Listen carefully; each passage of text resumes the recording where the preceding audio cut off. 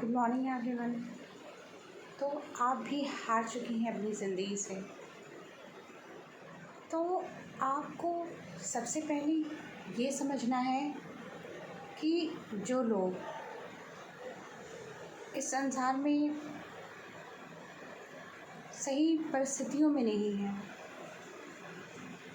समझ लीजिए कि किसी व्यक्ति के पेरेंट्स की डेथ हो गई है, फिर भी वो ज़िंदा है, संघर्ष कर रहा है, अपनी समस्याओं को झेल रहा है, जीवन में आगे बढ़ रहा है। जो व्यक्ति क्रिपल है, हाथ पैर उसके सही सलामत नहीं हैं, बहुत सारी शारीरिक विकृतियां हैं उस मनुष्य के पास, उसके बावजूद भी उसकी आकांक्षाएं, इच्छाएं, महत्वाकांक्षाएं बहुत बड़ी बड़ी हैं और सिर्फ बड़ी ही नहीं हैं, वह उन्हें पूरा करने के लिए भरसक प्रयत्न कर रहा है, दिन रात एक कर रहा है, मेहनत कर रहा है। तो इस तरह के लोग हम जैसे लोगों के लिए न केवल प्रेरणा स्रोत हैं, अपितु वो लोग हमें यह दिखा रहे हैं, जीवन का एक सारांश हमें दे रहे हैं कि उनके पास तो कुछ भी नहीं है, वो बेसिक सुख सुविधाएं भी नहीं हैं, हाथ पैर भी उनके सही सलामत नहीं हैं, उनकी पेरेंट्स भी नहीं हैं जो उनकी आर्थिक बोझ को सह सकें।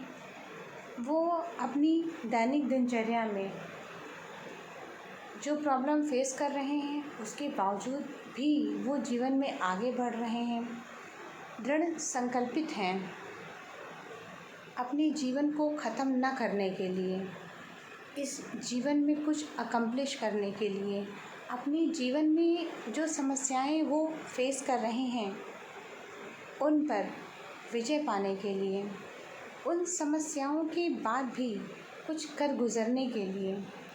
तो ऐसे लोग न केवल हमारे लिए बल्कि इस पूरे संसार के लिए एक प्रेरणा स्रोत हैं।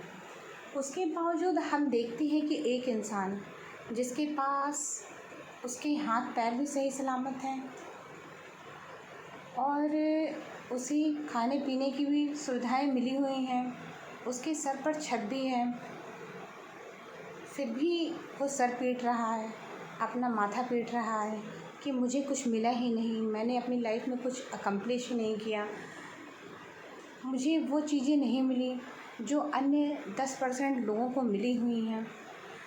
तो सोचने योग्य बात यह है कि इच्छाएं होना अच्छी बात है, महत्वाकांक्षा होना अच्छी बात है, उसके लिए प्रयास करना और भी अच्छी बात है, लेकिन यह सोच लेना कि कुछ नहीं मिला और जबकि हम औरों से तुलना करते हैं तो हम पाते हैं कि औरों की अपेक्षा हमारा जो जीवन है, हमारी जो लाइफ है वो कई गुना बेहतर है, उसके बाद भी हम सर पीट रहे हैं, रो रहे हैं, चिल्ला रहे हैं, कहीं फंदे से लटक जा रहे हैं, कहीं ट्रेन के आगे कूद जा रहे हैं, कहीं 5वीं मंजिल से कूद जा रहे हैं।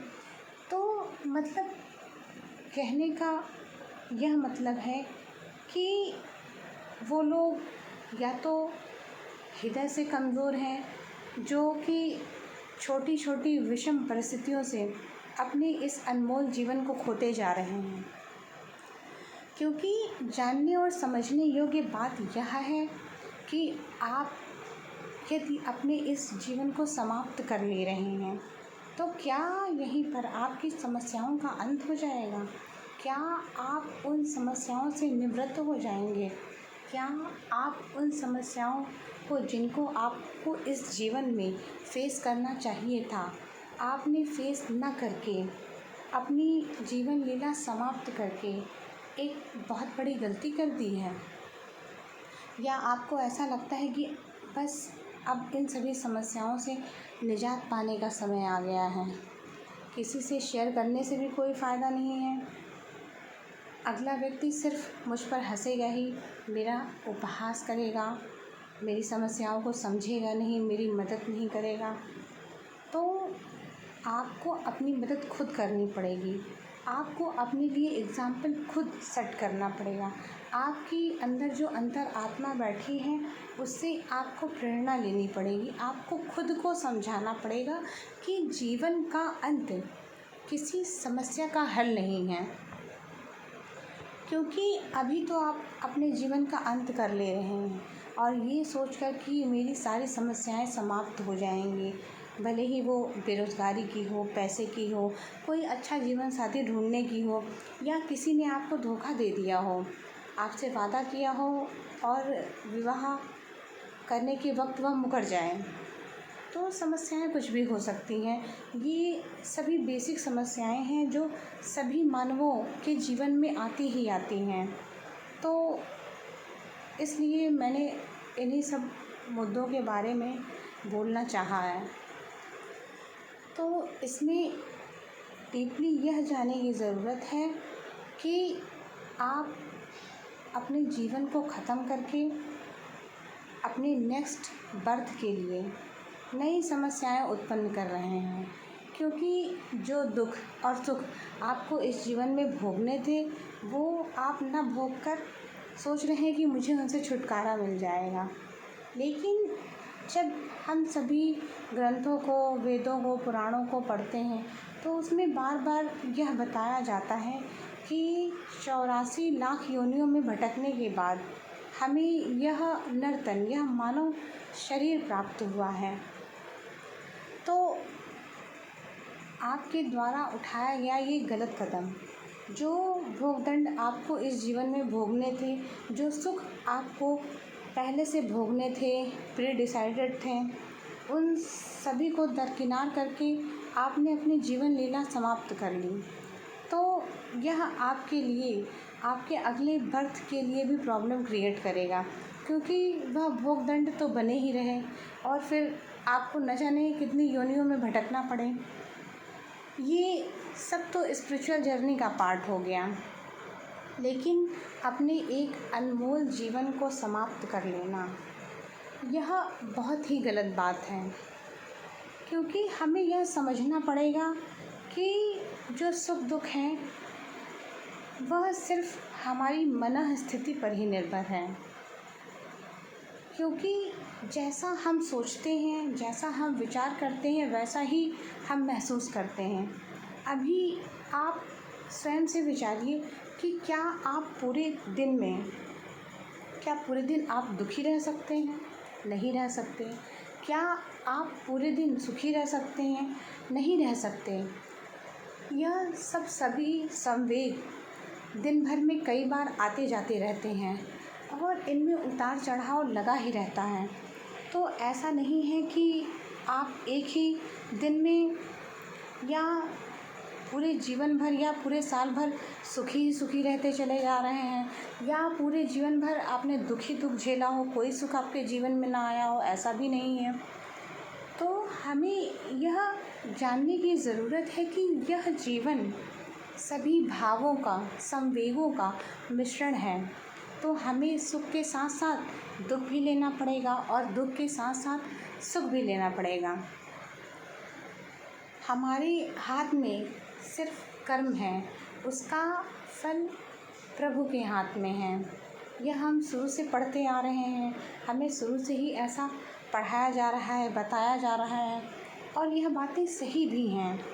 क्योंकि हम चाहते तो बहुत कुछ हैं कि हमें ये भी प्राप्त हो जाए, वो भी प्राप्त हो जाए, लेकिन इन सभी इच्छाओं, आकांक्षाओं के बीच हमें प्राप्त वही होता है जो हमारे परमपिता परमेश्वर हमें देना चाहते हैं।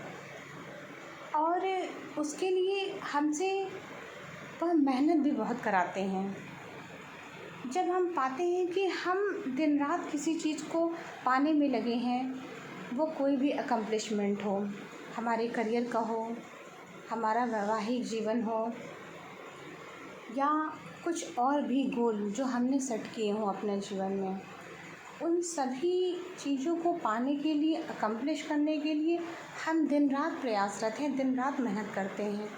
और दिन रात सेल्फ सेंटर्ड होकर, फोकस होकर उस क्षेत्र में कार्य भी करते हैं। अब किसी कार्य को तुच्छ बता देना, छोटा बता देना, यह लोगों की एक आम जन धारणा है।